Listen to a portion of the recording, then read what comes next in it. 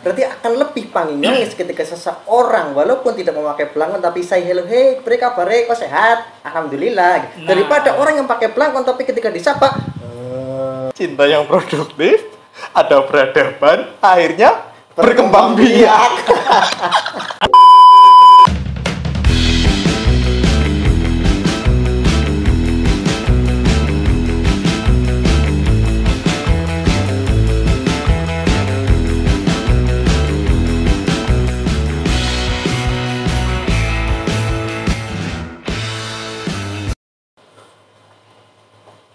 Kok enak ya? Jelas, kopi Temanggung. Kopi apaan emang, Bray? Sedayu Kopi. Nikmatnya Membuat hari-harimu menjadi hari terbaik dalam hidupmu. Oke, welcome back to our channel. Kita kembali di part 2. Tadi kita membahas terkait dengan revisi agama. Nah, yang belum nonton part 1, tonton dulu part 1-nya. Jangan lupa subscribe channel kita, dan jangan lupa subscribe juga channelnya Pak Aken. Dia juga punya YouTube dong. Oke, kembali lagi ke revisi agama. Dunia kan berkembang, dan akhirnya peran agama mungkin disalahartikan. Nah, apakah kita perlu merevisi agama agar tidak disalahartikan, agar bisa beradaptasi dengan perkembangan dunia ini? Gimana, Pak? Iya, salah gunakan bukan salah artikan lebih tepatnya. Iya, itu.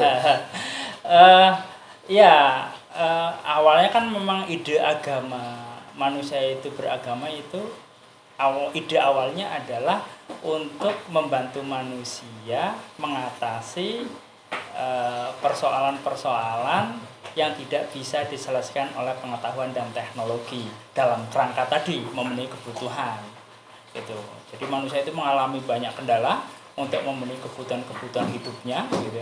Pengetahuan yang dipunya, teknologi yang dikuasai itu tidak mampu membantu dia memenuhi kebutuhan itu. Maka kemudian manusia lari kepada kekuatan lain, dan agama itu memberikan tawaran kepada manusia untuk bisa menyelesaikan pemenuhan kebutuhan-kebutuhan yang tidak terselesaikan oleh pengetahuan dan teknologi. Nah, artinya ketika orang beragama itu dia menjadi humanis gitu ya, menjadi lebih adil, menjadi beradab, kira-kira begitu. Nah, karena agama memiliki kekuatan kayak gitu itu, maka agama itu secara ekonomi dan politik itu sangat seksi. Gitu. Jadi kira-kira karena hampir semua manusia itu membutuhkan agama, maka gitu agama itu menjadi ruang yang diperebutkan oleh para pihak yang memiliki kepentingan ekonomi dan politik tadi itu. Karena sebenarnya ketika orang tujuannya adalah menguasai ekonomi dan politik gitu. Karena dengan ekonomi dan politik itu manusia itu memiliki kemampuan yang tak terbatas untuk memenuhi kebutuhan tadi dua, memenuhi kebutuhan konsumsi dan kebutuhan berkembang biak. Ya, gitu. Nah, cara yang paling murah itu adalah menggunakan agama, gitu. Nah, ini yang saat ini itu terjadi. Nah, berarti kalau kayak gitu ada sesuatu yang keliru ini dalam agama ini, gitu. Nah, revisi agama sebenarnya lebih tepatnya itu pemahaman agama, praktek keagamaan kita saat ini bahasanya tadi direvisi gitu ya. Direvisi itu dikembalikan, direvitalisasi pada pemaknaan dasar agama itu muncul gitu. Sebagai alternatif gitu ya. Sebagai cara lain gitu untuk membangun peradaban ketika pengetahuan dan teknologi itu mengalami kendala atau kemacetan gitu. Sehingga dengan beragama itu manusia itu produktif membangun peradaban gitu ya. Manusia masih tetap terjaga sisi kemanusiaannya, dia tidak menyakiti orang, dia tidak membunuh orang, dia tidak mengambil hak orang lain. Jadi kira-kira kalau orang beragama itu ya tertib, orang yang beragama itu humanis, orang beragama itu santai gitu ya. Nah, tidak sebaliknya menjadi beringas gitu ya. Beragama menjadi mau menangnya sendiri, beragama menjadi egois. Walaupun dia pakainya Islami, dia pakai peci, dia pakai jubah, Itu nggak jamin. nggak jamin. Karena itu aksesoris. Aksesoris Gitu. sama blangkon. Iya. Walaupun dia pakai blangkon, Belum tentu Banyumasi. masih Belum tentu menginyongi ya Menginyongi. gitu. Karena Bahasa Banyumas itu, menginyongi ya. Menginyongi. Iya, siap. Karena ini adalah simbol, Simbol. itu aksesoris gitu. Karena sebenarnya simbol atau aksesoris kan sebenarnya diproduksi dari kekuatan karakter itu. Jadi karakter tertentu dia akan melahirkan simbol. Nah, mungkin kelahiran kita itu agak bahasanya sungsang. sungsang. Kenapa bisa dikatakan seperti itu? Ya, karena kita menggunakan simbol terlebih dahulu baru memahami simbol itu maknanya apa. Kita ngepasi karakter yang kita punya. Nah, ini akan bermasalah besar kalau ternyata karakter dasar kita itu berbeda dengan karakter yang direpresentasikan oleh simbol. Nah, kita pakai simbol ini, saya pakai simbol ada blangkon, ada jubah, dan sebagainya gitu. Itu kan simbol. Simbol itu kan merepresentasikan karakter tertentu. Sementara kita kita berasal dari nggak tahu lah entah berantah gitu ya, datang ke sini, ternyata simbolnya bagus, simbolnya itu keren, simbolnya itu ekonomis gitu ya, kemedol ngerti nggak kemedol? Bahasa apa itu? Saya nggak tahu itu, nggak pernah Gampang dengar. didol, gampang dijual. Oh, siap. Itu mbateni, Iya, kira-kira gitu iya, ya. iya. Simbol-simbol itu mbateni lah. Orang kan kemudian tertarik menggunakan simbol itu, padahal yang namanya simbol itu adalah representasi dari karakter tertentu. So, kalau orang menggunakan blangkon, dia belum tentu nginyongi. Orang menggunakan jubah belum tentu Islami. Orang menggunakan atau simbol misalnya orang menggunakan bola-balik ngomong ciu, itu belum tentu dia drunken master gitu, belum tentu. Karena itu simbol simbol itu adalah sesuatu yang terlihat dari karakter, sementara karakter kan tidak terlihat. Dia bisa dilihat dari simbol atau aksesoris yang dilekatkan padanya.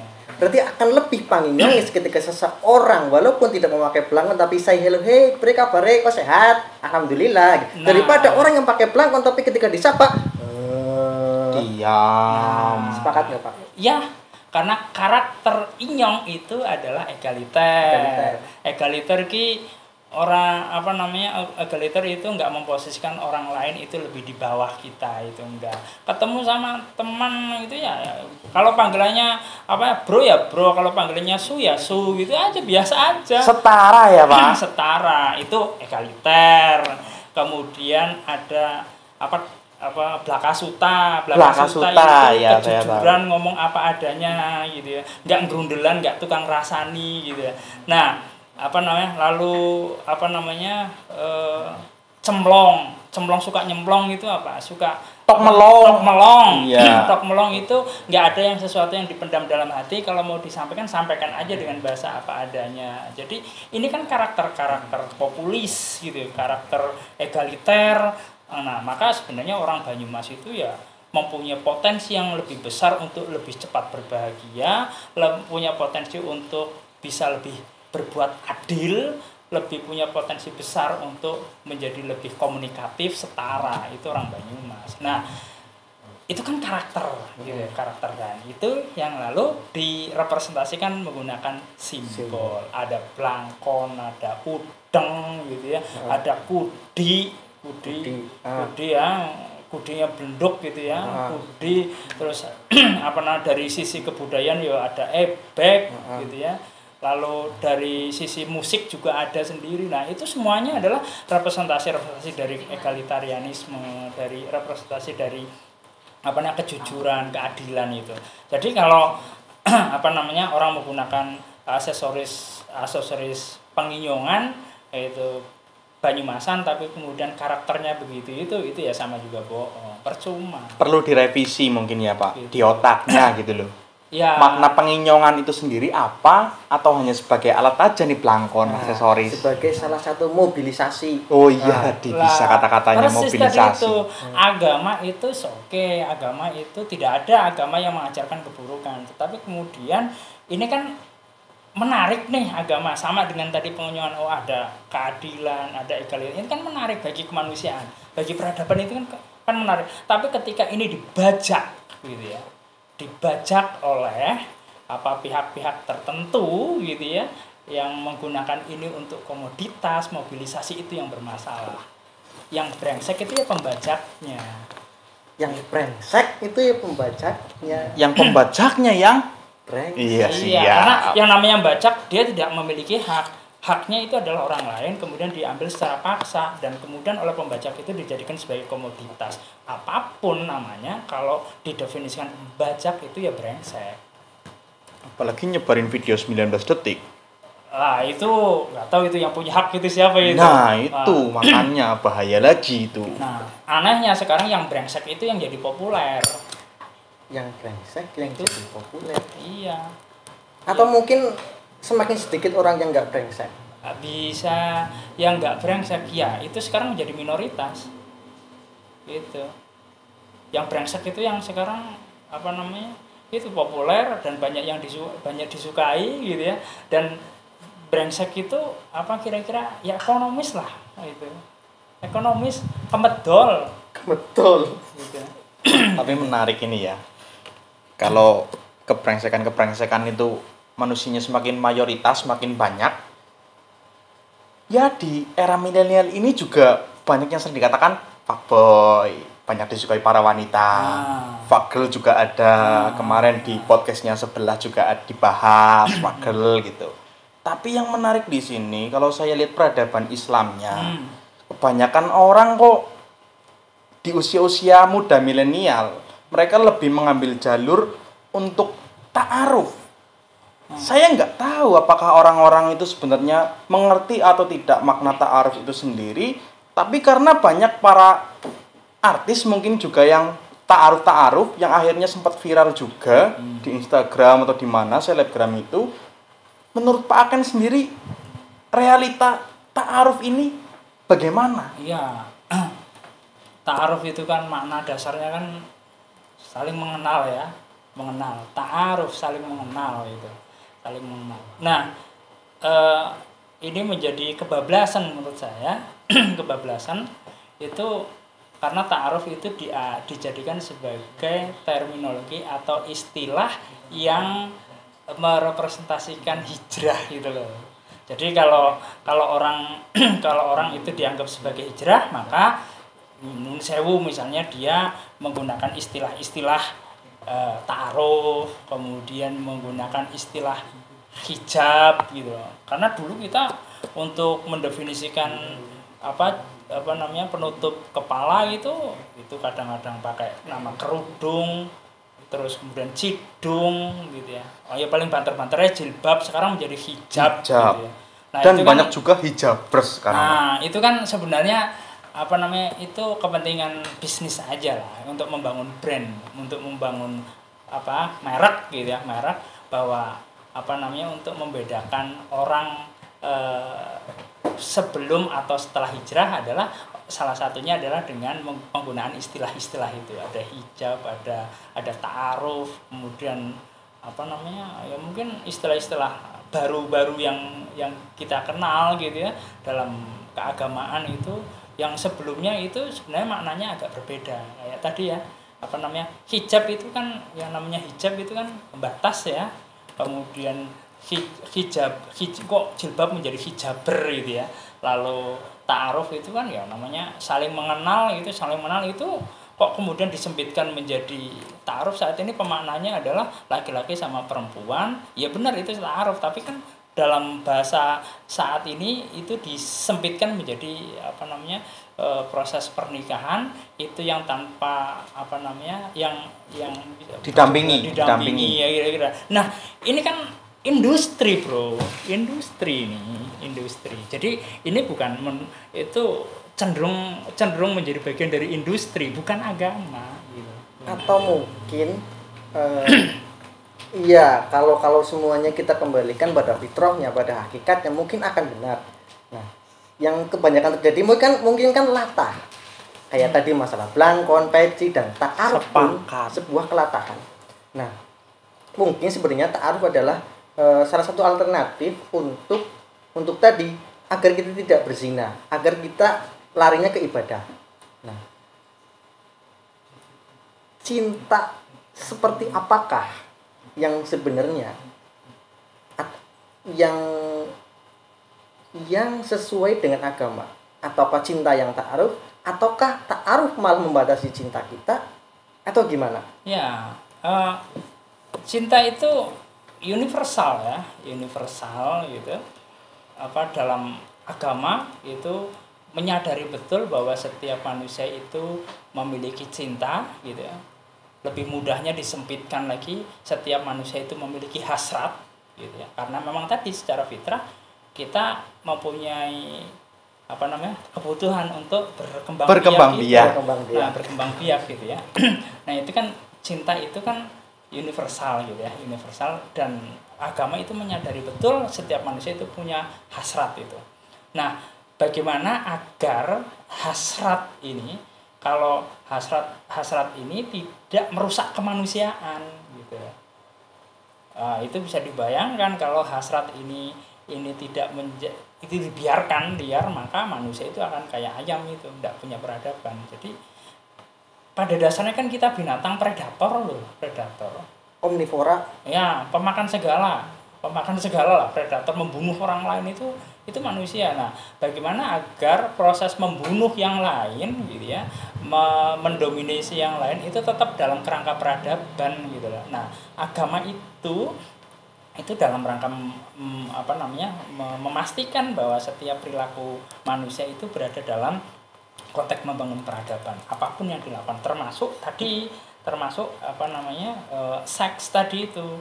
Nah, salah satu yang melandasi orang melakukan hubungan seks itu adalah cinta. Itu cinta. Cinta itu menjadi salah satu yang melandasi orang untuk melakukan hubungan seks gitu.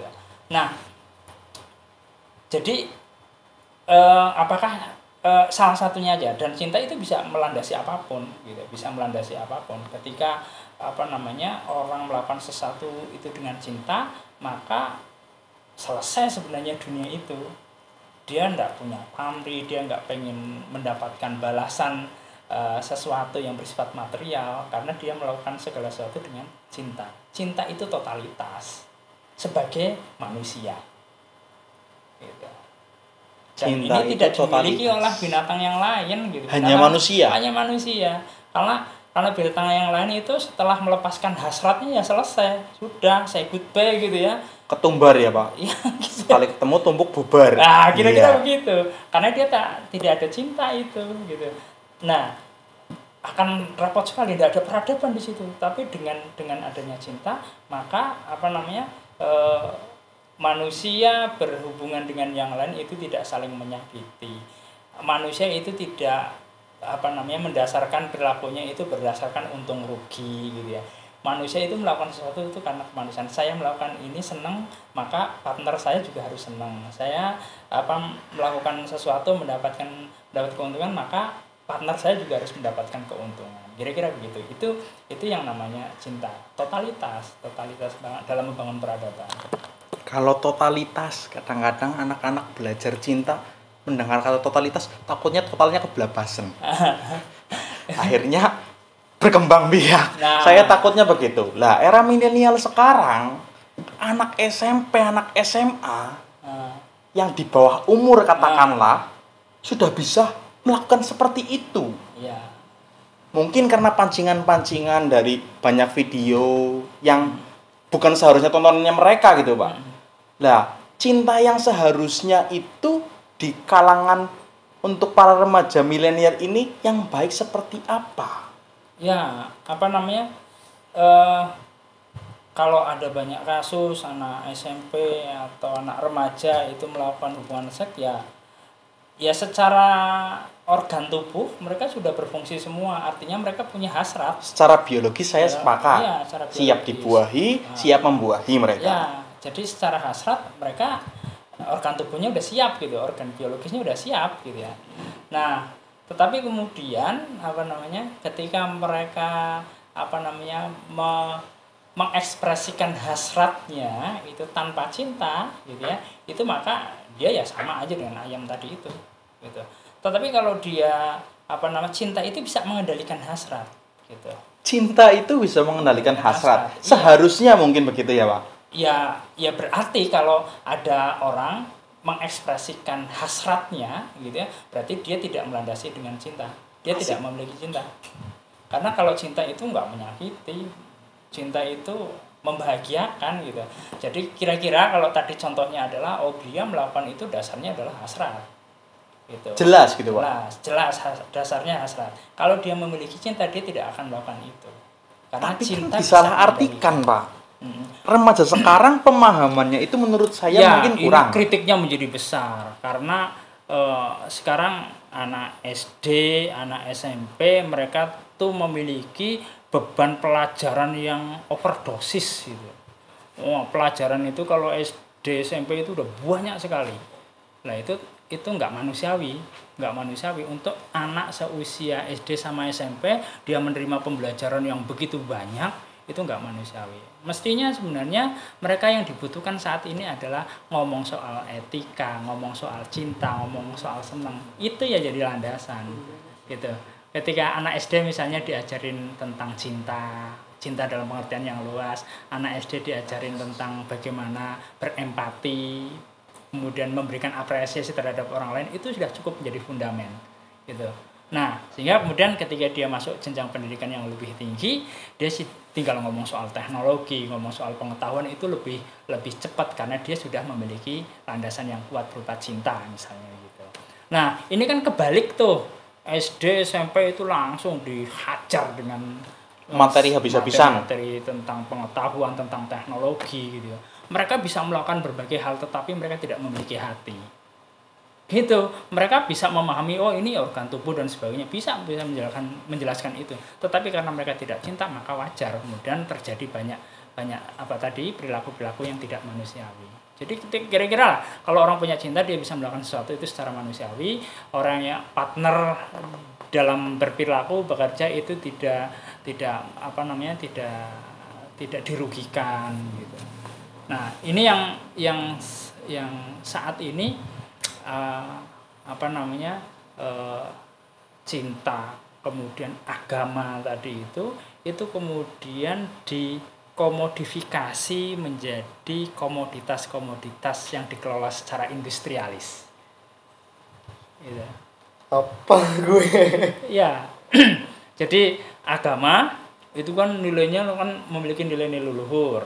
Cinta itu memiliki nilai-nilai luhur gitu ya. Semua orang itu butuh agama. Semua orang itu butuh cinta. Tetapi kemudian ini disederhanakan menjadi aspek-aspek yang bersifat teknologis, aspek-aspek yang bersifat teknis saja. Gitu. Teknis. Nah, kemudian orang itu digiring, dimobilisasi untuk mengkonsumsi sesuatu yang bersifat teknis. Jadi ini kepentingan industri. Balik lagi berarti cuanisme itu yang mengambil peluang industri. Itu. Karena bagi industri itu tidak butuh konsumen cerdas. Yang dibutuhkan adalah konsumen yang manut, yang baperan, yang latahan. Jadi ketika konsumen itu baper, konsumen itu tidak cerdas, dia mudah dimobilisasi untuk mengkonsumsi produk-produk industri. Gitu. Jadi konsumen itu senang, saya itu udah religius loh karena dandanan saya sudah pakai aksesoris keagamaan. Saya ini sudah humanis karena kaos yang saya pakai adalah kaos yang menggambarkan tentang cinta. Kira-kira begitu. Saya ini sudah sangat beradab loh karena yang saya gunakan adalah blangkon yang representasi dari budaya tertentu misalnya gitu. Jadi cukup kayak gitu, tapi sebenarnya itu tadi ada blangkon, ada hijab, lalu ada misalkan simbol-simbol cinta misalnya coklat misalnya ya, kemudian simbol cinta lagi bunga. Ini adalah aksesoris gitu yang sebenarnya ini adalah produk industri yang harus dikonsumsi oleh konsumen. Nah, untuk bisa menyerap mengkonsumsi produk-produk ini kan tidak butuh yang namanya konsumen cerdas, konsumen yang mudah dikelabui, konsumen yang mudah dibohongi. Tidak butuh konsumen cerdas. Nah, tugas besar kita adalah mencerdaskan konsumen-konsumen itu. tugas kita, tugas Pak Aken nih. Ya semuanya dong. Oh, yang semuanya. masih menganggap bahwa manusia itu adalah manusia yang berperadaban, yang masih yakin bahwa manusia ini adalah ahsanut takwim, sempurnanya makhluk. Ini jadi tugas kemanusiaan bersama. Kalau kemudian kita menjadi bagian yang mempercepat proses konsumsi produk-produk industri itu, maka kita itu menjadi bagian dari masalah itu. Jadi kehadiran kita itu tidak memberikan solusi, tapi kita justru menjadi bagian dari masalah yang harus dibersihkan. Kan kacau gitu. Bagian dari masalah yang harus dibersihkan. Kita dibersihkan otaknya kayaknya nih. Kebanyakan video 19 detik ini. Oh iya, video 19 detik itu juga menurut saya itu bagian dari industri. Bahwa misalnya pelakunya itu benar atau tidak gitu. Itu adalah hal yang berbeda. Tapi ketika ada produk 19 detik, ini adalah komoditas. Gitu. Jadi tolonglah jangan ada video-video 19 detik lagi lah. Mestinya 30 menit Nah, gitu ya. itu tolonglah jangan cuma 19 Tadi detik. baru loh. saya bilang otaknya harus dibersihin, tambah kotor malah ini. Aduh, dan kacau sekali. Mungkin kamu harusnya pakai blangkon biar lebih. Nutupi ya. Nah, itu loh. Kayak Pak Aken ini loh, pakai blangkon, penginyongan sekali. Tapi Pak Aken sendiri ini penginyongan sekali atau hanya sekedar aksesoris nih coba? Ya, lihat aja ya bisa dibuktikan melalui sejarah ya. Bisa dibuktikan melalui perilaku. Nah, ketika saya itu masih merasa menjadi ndoro, masih merasa menjadi juragan, maka saya nggak penginyongan. Tetapi ketika meskipun saya ndoro, meskipun saya itu juragan, tapi ketika perilaku saya itu membumi, humanis, penginyongan, bro. Soalnya saya lihatnya pakai blangkon, pakai kaos bertulisan aja kelayaban, ibadah, sekolah, sekang ngumah, aja kakean, alasan. Ini kan bahasanya Banyumasan sekali gitu loh. Ya, Berarti tidak sekedar hanya aksesoris ya? betul. Ini representasi karakter. Oh begitu. Saya menggunakan ini ya saya akan malu menggunakan aksesoris blangkon, aksesoris ini kalau kemudian antara yang saya pakai dengan apa yang saya rasa itu berbeda. Gitu. Tapi saya kok bisa Ini kan saya membolak-balikan. menggunakan kaos ini dengan cinta. Gitu. Cinta atas dasar Ya, cinta itu adalah kesesuaian antara karakter dengan perilaku. ulangi, cinta adalah Kesesuaian antara karakter dan perilaku. asik.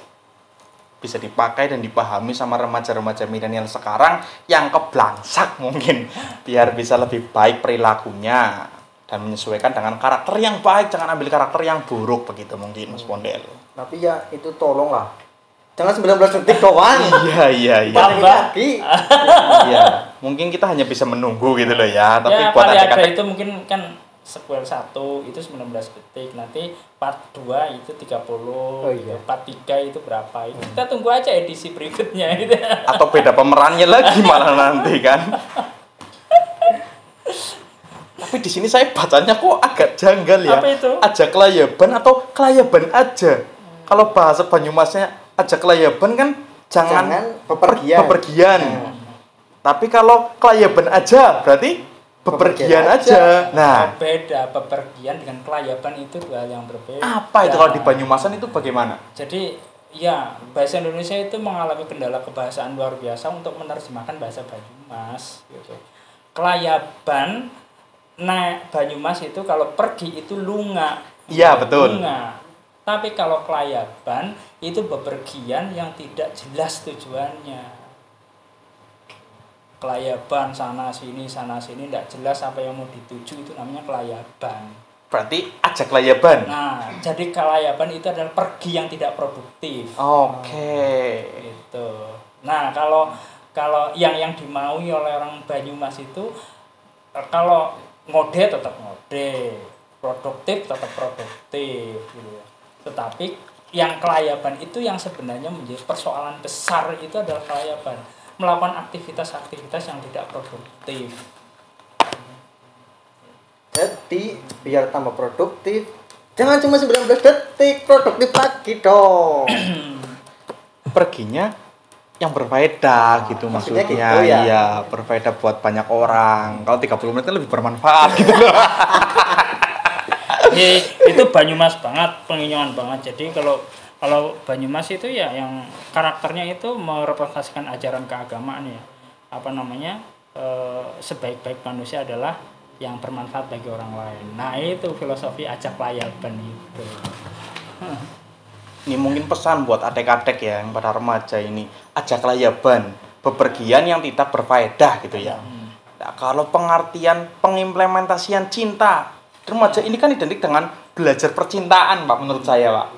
Belajar mengenal makna cinta, tapi kebanyakan salah memaknainya dan merealisasikannya dengan cara yang salah, mengimplementasikannya.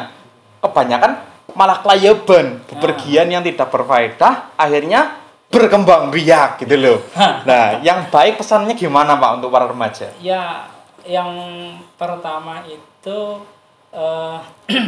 cinta itu adalah sesuatu yang baik, gitu, yang humanis, yang universal, gitu, secara hakikat, gitu ya. Nah, tetapi itu tadi cinta itu telah dibajak, oleh produsen-produsen tertentu, gitu ya, produsen-produsen tertentu yang lalu muncul dalam bentuk simbol cinta itu. Nah, remaja itu adalah kelompok yang paling mudah dimobilisasi untuk mengkonsumsi simbol-simbol itu. Sehingga ketika ada perempuan misalnya remaja putri menggunakan baju pink, itu dianggap sebagai cute gitu ya. Dianggap kalau pink itu dianggap romantis gitu ya. Itu simbol dan itu adalah produk dari pembajak cinta. Nah, maka untuk remaja itu jangan terjebak dengan simbol-simbol yang merepresentasikan cinta, karena itu adalah produk pembajak. Maka untuk bisa memahami cinta sesungguhnya adalah mereka mulai berinteraksi gitu ya, dengan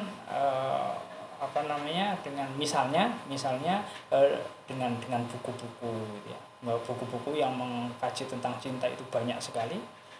Para filosof itu juga banyak yang ngomong tentang cinta. Kalau dalam Islam misalnya ngomong tentang cinta itu Al-Halaj juga ngomong tentang cinta, Robiah Al-Adawiyah juga ngomong tentang cinta, kemudian Ibnu Arabi juga ngomong tentang cinta, dan ini cinta yang hakiki gitu ya, yang suka novel itu Khalil Gibran juga ngomong tentang cinta, yang Indonesia misalnya MH Ainun Najib juga ngomong tentang cinta yang hakiki. Ketika ngomong cinta yang hakiki itu menjadi lebih humanis. Nah, jangan tadi itu terjebak dengan simbol-simbol cinta yang itu adalah produk pembajak. Nah, ketika kita setiap remaja itu tidak mengkonsumsi pembajak cinta tadi itu, maka dia bisa mengaplikasikan, bisa mempraktekkan cinta yang produktif. Ketika mereka punya cinta, maka yang terjadi adalah peradaban. Gitu, yang terjadi adalah peradaban yang baik. Cinta yang produktif, ada peradaban, akhirnya berkembang biak. Saya sukanya menyalahartikan ini. Ya, kalau sekedar berkembang biak itu biadab itu. Biadab. Iya, biadab. Sekedar berkembang biak. Karena itu adalah ekspresi hasrat. Itu biadab. Tapi kalau berkembang biak itu dalam arti ekspresi dengan dilandasi dengan cinta, itu adalah peradaban. Cinta yang halal mungkin ya, Pak? Ya bisa jadi halal ya, halal. Halal. Cinta itu halal, Bro. Cinta itu halal. Halal semua. Yang kemudian menggunakan terminologi halal dan haram itu adalah hasrat itu. Gitu.